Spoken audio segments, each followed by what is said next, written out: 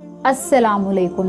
क्या आपको पता है कि इस्लाम की सबसे पहली शहीद एक औरत थी। हज़रत सुमैया रज़ी अल्लाह ताला अन्हा एक हबशी औरत थी।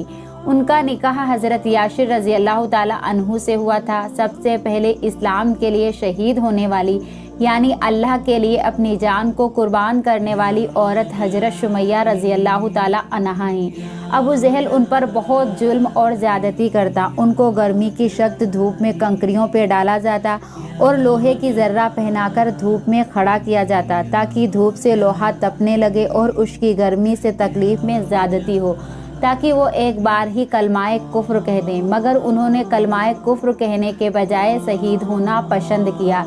अब हम ज़रा ये सोचें कि इस्लाम की पहली शहीद एक औरत हैं जिन्होंने कुफ्र कहने से इनकार कर दिया और शहीद हो गई। और आज हम सारे मुसलमान मर्द हों या औरत, हम सब मिलकर अल्लाह के बताए हुए रास्ते के खिलाफ चल रहे हैं और कुफ्र कर रहे हैं। कितना फ़र्क है हम सब में और हज़रत सुमैया रज़ी अल्लाह ताला अन्हा में।